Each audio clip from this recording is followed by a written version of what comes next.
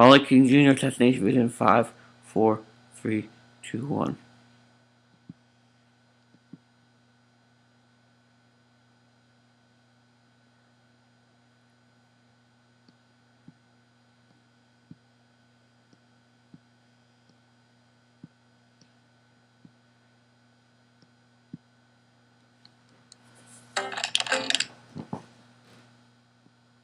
You think popular travel websites show you all the hotels, right? Well, they don't. Actually, you're kind of hotel blind. Different websites show you different hotels.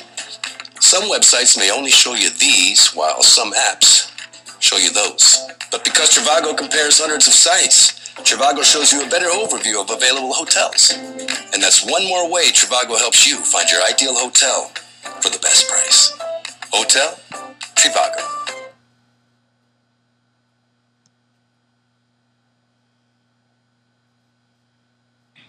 Good evening.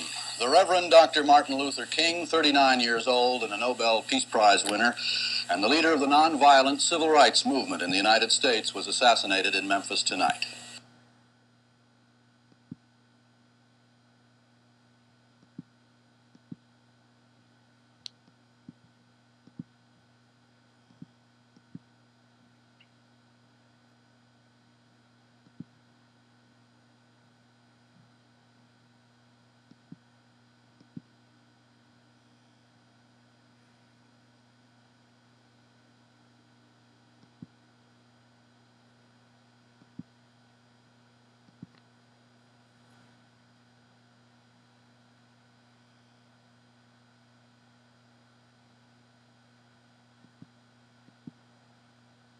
A sniper's bullet cut down Dr. King as he stood on a hotel balcony in Memphis.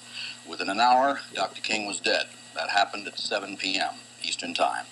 The nation was shocked. President Johnson expressed horror and then postponed his trip to Hawaii until tomorrow. We're going to go to Memphis now and talk to ABC's Tom Gerald, who's on the scene. Here in Memphis, of course, a great deal of shock, a great deal of confusion, and a great deal of some violence. I can't say a great deal because I don't really know. I do know that police are very concerned, that the fire department is moving units around the streets, and that there is some rock throwing and some fires reported and some shooting. The full extent of at this time from this vantage point can't be assessed. The full curfew has been imposed on the streets of Memphis. Everyone except emergency vehicles are being cleared from the streets. The National Guard, which had been on duty here up until late last night, they have been recalled to duty and are being put on the streets of Memphis right away. Of course, a great deal of confusion and chaos resulting from the announcement here that Dr. King had died. It was a very great shock for something like this to happen. The shooting occurred at the Lorraine Motel. It was a favorite place for civil rights leaders and for Negro businessmen to stay here in Memphis. I believe we have some film now, Bob, if we can take a look at that. This is where the shooting occurred tonight, where Dr. King was killed. The Lorraine Motel is a favorite place for Negro leaders to stay while in Memphis. It's a very nice, new, modern motel. He was on the second floor balcony, standing exactly where these two officers are, talking with some of his aides at the time of the shooting. The scene immediately became confused. Officers ran forward and attempted to secure the area. The shot apparently came from an apartment building directly across the street. The members of Dr. King's staff were there discussing a mass rally which was planned for tonight.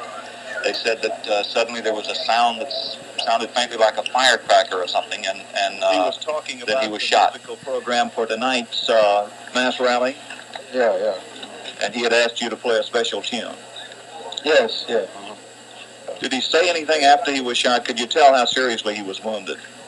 He just said, "Oh," and it knocked him back, off his feet. After that, was anything said at all?